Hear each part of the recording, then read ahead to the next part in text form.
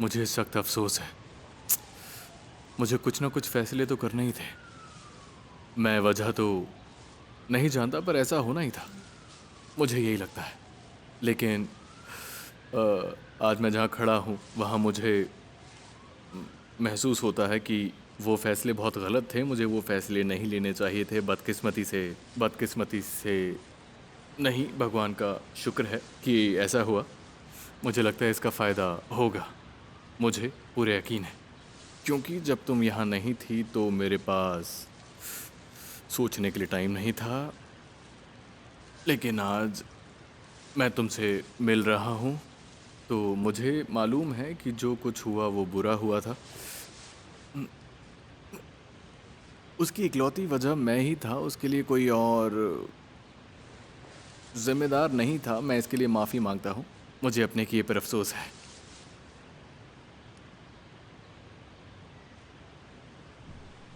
मुझे माफ़ कर दो शेरमैन।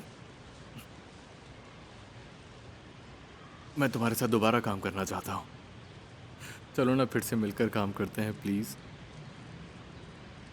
क्यों ना दोबारा से साथ में काम करें।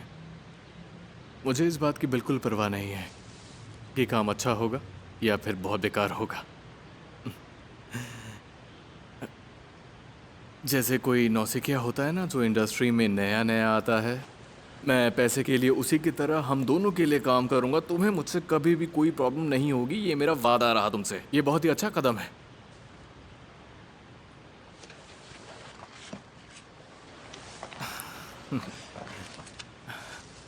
हम अब से प्रोफेशनली एक साथ काम करेंगे। तुम्हें मेरे लिए किए गए कामों से जो परसेंटेज मिलेगा तुमने उसे भी बढ़ा दिया है। लेकिन मुझे कोई दिक्कत नहीं है, सच में, तुम्हारी कसम।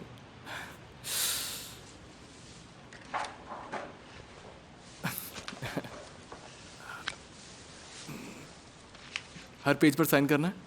नाम, सरनेम और सिग्नेचर तुम लिखोगे। मैंने सब पढ़ लिया है। ओ, मैंने सब कुछ पढ़ लिया है, सब कुछ समझ लिया है, यानी मैं पढ़ा लिखा इंसान हूँ।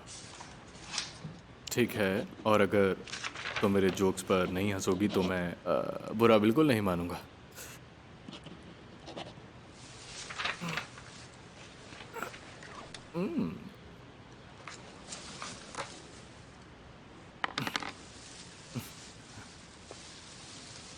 Congratulations। शुक्रिया। तुम कुछ भूल तो नहीं रहे हो? एक नंबर का जाहिल हूं मैं। मुझे ये फूल कहाँ ले जाने हैं? ये है वो पता। मैंने अभी कहा था कि मैं सब कुछ करूंगा, बार्तो, लेकिन तुमने कहा था मेरी हर बात मानोगे। ओके। एक्चुअली मुझे 7 बजे कहीं पहुंचना है। चलता हूँ।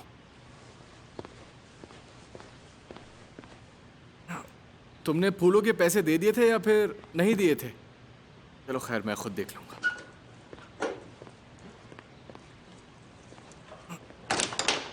ओह, मेरा पैर दरवाजे में फंस गया है, दरवाजा बंद नहीं हो पा रहा।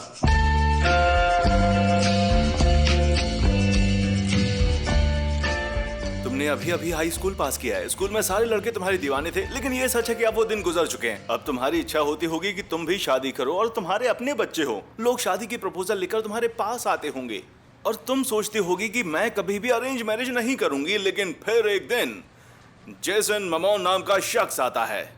कौन है वो? वो एक लंबा चौड़ा हैंडसम आदमी है, डोले वाला। तुम अपनी माँ से पूछती हो कि माँ आपको ये आदमी कहाँ से मिल गया, और तुम्हारे हाथ पर एक कॉफी सर्विसिंग ट्रे है और उसमें 6 टर्किश कॉफी रखी हुई हैं। उनमें से एक में सॉल्ट है। ये कॉफी तुम उस बंदे को दोगी तो हर किसी की नजर उस वक्त तुम पर ही लगी होगी। क्या तुम ऐसा पोज दोगी जिससे वो खुश हो जाए? अच्छा, हाँ? मुझे ऐसा पोज देना जैसे तुम है खुश हो। तो मैं ये कैसे जताऊं कि मैं तुम्हें खुश बस अपनी खुशी दिखानी है। हूं? वाह, घर में सब तुम्हारे साथ खुश हैं, सब तुमसे मिलने के लिए आए हैं, चाहते हैं कि तुम्हारी शादी हो जाए। ठीक है। तुम्हारे माँ बाप तुम्हारी शादी कराना चाहते हैं। वो चाहते हैं कि तुम्हें बच्चे हों जो उन्हें नाना नानी कहें। अपने चेहरे पर प्लीज वैसा एक्सप्रेशन लेकर आओ। तुम्हारे इस किरदार का नाम बहुत गलत है। किसने इससे नाम दिया? गर्ल हुसैन? नाम ठीक है। क्या मुझे हर बात के लिए फोटो खिंचवाने यहाँ आना पड़ेगा, जिनके लिए जिंजर ने मना कर दिया था? वाह, मुझे इस बात की खुशी है कि उसने तुम्हें दूसरा चांस दिया। अगर तुमको ये पसंद है, नाम ठीक है, तो ये ऑफर तुम ले लो। क्लाइंट जरूर मुझे फिर से बुलाना चाहेंगे क्योंकि मैं हूँ जबरदस्त पार्टी गर्ल। मेरे जैसी पार्टी गर्ल और कोई नहीं। तुम बहुत ही अजीब कैरेक्टर हो, लेकिन इस बार वो तुम्हारी पिक्चर्स को एक हाउस गर्ल के तौर पर चाहते हैं जो पेस्ट्रीज, बर्गर, सैलेड्स, लेंटिल मीटबॉल्स बना सकती हो, और इसलिए तुम्हें वैसी एक सुशील लड़की बनकर दिखाना होगा। सुशील लड़की, वाह। इंडोर मेट्रीज में एक कमरे में 2 लोग एक साथ नहीं रह सकते। अकेले तो रहा जा सकता है, 3 लोग भी साथ रह सकते हैं, 4 भी रह सकते हैं, लेकिन 2 लोग नहीं रह सकते। अगर 3 लड़कियां साथ रहती हैं तो कम से कम हम बोर तो नहीं होंगी ना। काम करो अपना।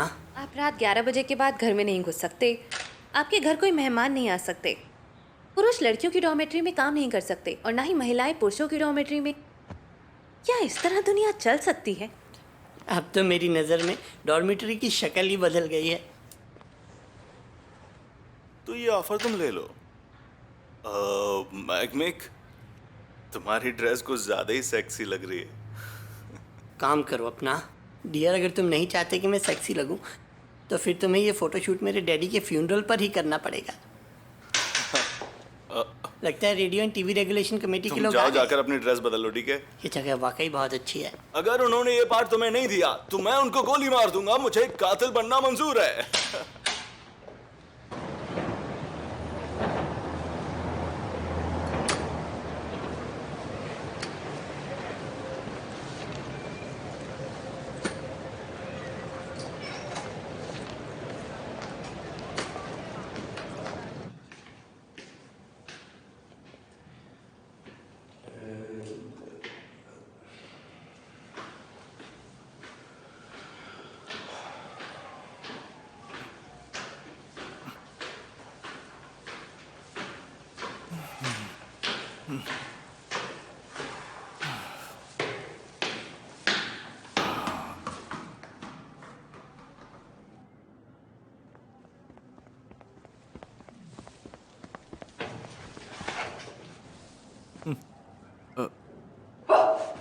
हेलो, सुनिए। हुश, हुश, कौन है? हेलो सर, मैं हूँ बारतू। डॉगी, कौन है दरवाजे पर? मैं बारतू। सीगल। उन्होंने हमें ले जाने के लिए भेजा है। नहीं सर, मैंने हमें भेजा है तुम्हें। इसे स्क्रिप्ट दे दो ताकि ये याद कर सके। तुम्हारे पास 15 मिनट है सीगल। अपने बेटे का सीगल नाम कौन रखता है? स्क्रिप्ट? कौन सी स्क्रिप्ट की बात हो रही है?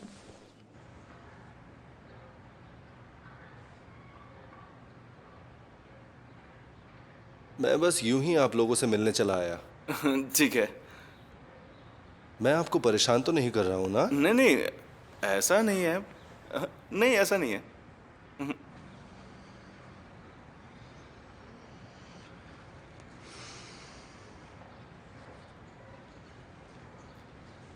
तो तुम यहाँ काम करते हो और यहीं रहते हो, ऐसे ही है ना? हाँ, आप ऐसा कह सकते हैं। मैं यहीं पर रहता हूँ और यहीं पर काम करता हूँ। बढ़िया है। तुम जवान हो, जब तक अच्छे पैसे नहीं कमा रहे हो बचत करना अक्लमंदी है। जी जी। फोटोग्राफी करते हो तो फिर मॉडल भी आते जाते रहते होंगे। जी हाँ, पर बहुत ज़्यादा लोग नहीं आते। जैसा भी काम आ जाता है वैसा करना पड़ता है। मैं रेस्टोरों के मेन्यूज वगैरह और पोर्ट्रेट्स वगैरह भी शूट करता डैडी, हूँ। क्यों ना हम बाहर चले? भाई तुम यहाँ पर काम कर पोर्ट्रेट्स रहा है। खींचते हो क्या?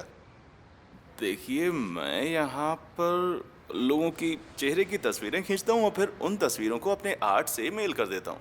बायोमेट्रिक फोटो खींचते हो? पासपोर्ट के लिए खींचते तो हैं, पर जैसे आपको चाहिए हम खींच सकते हैं, कोई दिक्कत नहीं है। हाँ हाँ, जरूर खींचोगे अगर किस्मत में लिखा हुआ तो। तुम्हारी उम्र में पैसे के पीछे भागना जरूरी है, लेकिन मैं जब तुम्हारी उम्र का था तो सिर्फ तकलीफें झेल रहा था।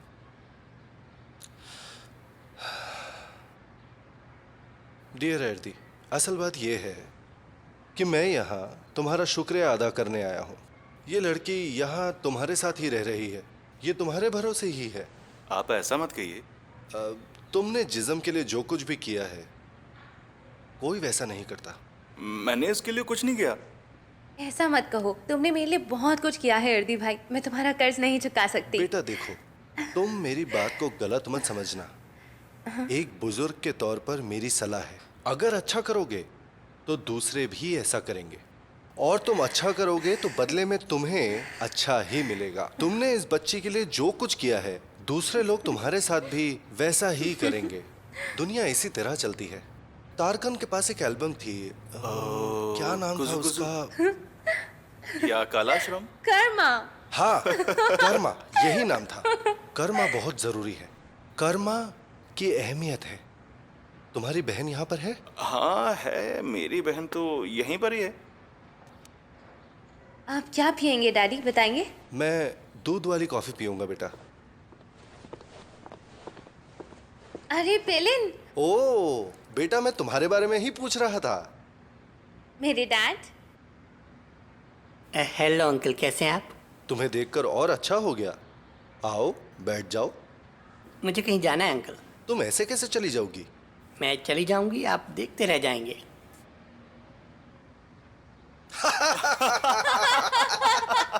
तुमने जाने से पहले ही धमाका कर दिया। डैड पेलिन एक कैरेक्टर की तैयारी कर रही है, इसलिए थोड़ी टेंशन में है। चलो मिलकर कॉफी बनाते हैं। अच्छा, कौन सा कैरेक्टर है? गलुजीन, इसे एक फैमिली रोल करना है, एक शरीफ और सुशील, एकदम घरेलू टाइप। समझ लो कि तुम अपने रोल की रिहर्सल कर रही हो, ठीक है? हाँ।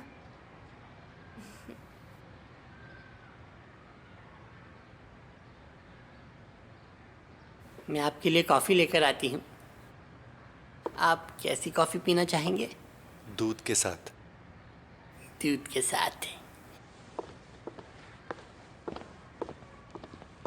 बड़ी क्यूट है ये। शुक्रिया, हमारी फैमिली ऐसी है। हम पैदाइशी क्यूट हैं।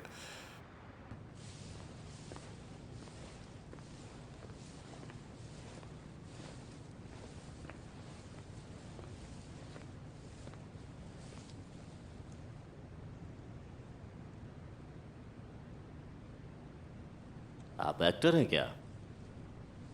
जी सही कहा, मैं एक एक्टर हूँ। वाकई? तो आप एक्टर हैं। क्या क्या किया है?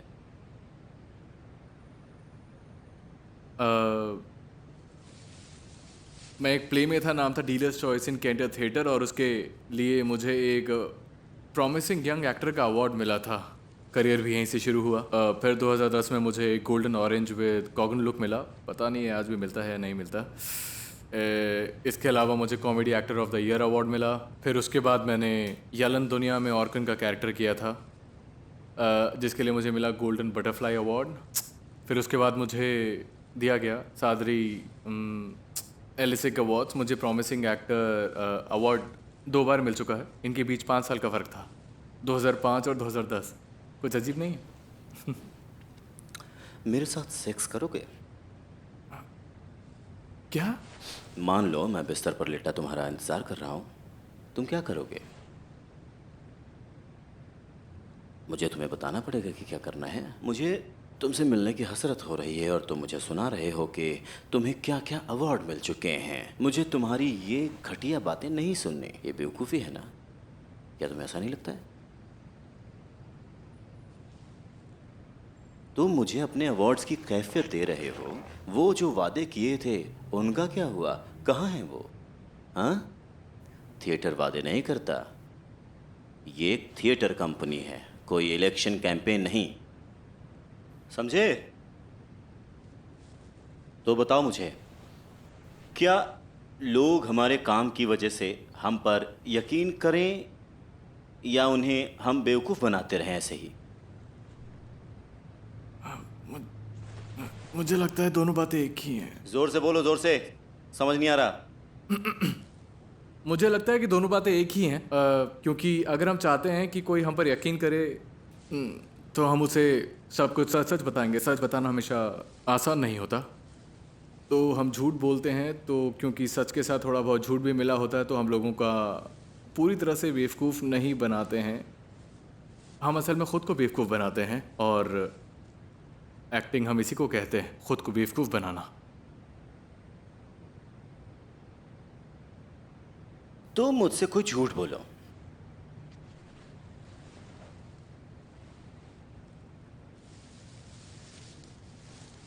मैं एक सीगल हूँ। क्या फालतू की बकवास है? मैंने चेकॉफ को कोट किया चेकोव सर। के बारे में तुम मुझे सिखाओगे? नहीं, मैं आपको अपना नाम सिखाऊंगा। कोई अच्छा एक्टर लोगों को उनका नाम सिखाने की कोशिश नहीं करता, क्योंकि अच्छे एक्टर को हर कोई समझता है। तुम खराब एक्टर हो क्या? जी नहीं। नहीं हो। क्यों नहीं हो? क्योंकि खराब एक्टर होते ही नहीं है। इस नाम की कोई चीज नहीं होती। एक्टर सिर्फ अच्छे ही होते हैं। अगर तुम्हें इस बात पर यकीन नहीं हुआ तो फिर पूरी जिंदगी बाकी सबको बेवकूफ बनाने में जाया हो जाएगी। एक्टिंग है अपने आप को जानना।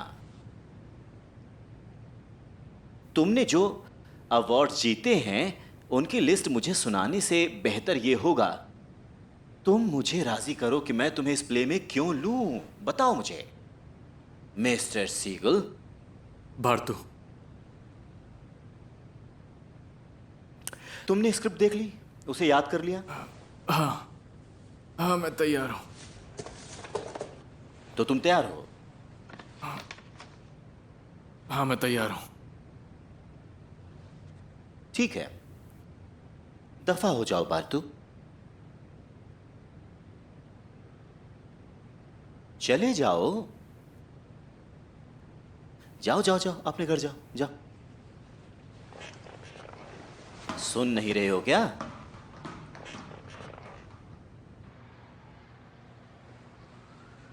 मैंने इस लड़की के माता पिता दोनों का रोल निभाया है। मैं क्या कर सकता हूं? बस यही थी हमारी दास्तान। जिस्म के अलावा मेरा कोई नहीं है। ये मेरी सब कुछ है। लोग अपनों के लिए क्या क्या कर गुजरते हैं, इसका कोई हिसाब नहीं है। तुमने बिल्कुल सही कहा, लेकिन जिस्म अब बच्ची नहीं रही, बड़ी हो चुकी है। मैंने इसकी परवरिश की। हालांकि मैंने इसके लिए बहुत कुछ नहीं किया। इंसान अपने आप बड़े हो जाते हैं। इसने बहुत कुछ सीखा है, समझा है, और अब ये घर छोड़ रही है। मुझे गलत मत समझना, मैं दकियानूसी सोच का नहीं हूं, पर सच ये है कि मैं नहीं चाहता कि ये लड़की अकेली रहे, और ना ही मैं ये चाहता हूं कि ये लड़की यहां पर रहे तुम पर बोझ बनकर। मुझे लगता है कि जब इस लड़की का भाग्य, किस्मत, दिमाग और ख्यालात इतने खुले हैं तो फिर मेरी राय में इसे डोरमेट्रीज जैसी जगह में नहीं रहना चाहिए। और अगर आपके ख्याल दकियानूसी नहीं है, जैसा कि अभी आपने कहा, मैं भी यही आप सोच रहा जरा था। मेरी बात पूरी सुन लें, वो अभी ख़त्म नहीं हुई है। बोलिए। मैंने देखा कि आपको इस पर भरोसा है, ये अहम बात है, इसे भूलिएगा मत। गिज़म आपको सरप्राइज कर सकती है, इसमें वो खूबी है। अगर आपके पास साधन हैं और अगर आपके ख्याल दकियानूसी नहीं हैं, जैसा कि अभी आपने कहा, तो फिर इसे किसी डॉर्मेट्री में रखने के बजाय आप ही इसके साथ रहिए। तब आपकी सारी मुश्किलें ख़त्म हो जाएंगी, तब आपके दिमाग को सुकून मिलेगा। मैं सच कह रही हूँ। तब आपको अपनी बेटी के सपनों को सच होते देखने का मौका भी मिलेगा। तो इस मौके को हाथ से जाने ना दें प्लीज़। ज़माना बदल गया है। ये सच है कि सुशील मानी जाने वाली लड़कियों का दौर गया। अब हमें अपनी बेटियों पर यकीन करना होगा। मैं ये नहीं कह रही हूँ कि अच्छी बातें उन्हें नहीं सिखाई जानी चाहिए, उनमें अच्छी वैल्यूज़ नहीं डाली जानी चाहिए, पर ये सच है कि पॉर्न हर घर में पहुँच चुका है। कहिए, ऐसा है कि नहीं? ये टॉयलेट्स में, फ़ोन्स पर और इंटरनेट पर हर कहीं मौजूद है। बताइए, है कि नहीं? बिल्कुल। क्योंकि अब वक्त बदल चुका है। अब वक्त है खुलकर जीने का। हर कोई जिंदगी का मजा ले रहा है। किसी को भी दूसरे के रास्ते में टांग अड़ाने का हक नहीं है। ऐसा नहीं है कि ये बच्चे किसी की जान ले लेंगे। अगर आप इनके दिमाग पर भरोसा करेंगे तो ये आपके भरोसे को तोड़ने वाले नहीं हैं। किसी को इस बात की फिक्र नहीं होनी चाहिए कि सामने वाला क्या सोच रहा है। दूसरे को बताना नहीं चाहिए कि उसे ये करना है या वो करना है। सुपर हीरो सिर्फ कॉमिक्स और फिल्मों में होते हैं। किसी को भी किसी से डरना नहीं चाहिए। हर कोई अपने रास्ते पर ठीक ठाक चले, फिर सुधार की जरूरत ही नहीं। आपने सड़कों पर किसी को उड़ते देखा क्या? इस तरह कोई किसी की जान नहीं बचाता। ये असल जिंदगी है, असल जिंदगी। ये नाटक नहीं है। जो सामने है वही असलियत है। इस बात को ध्यान में रखिए। एक दिन हम सब चले जाएंगे, तो एक दूसरे को तंग क्यों करते हैं? ये सब गलत है सर।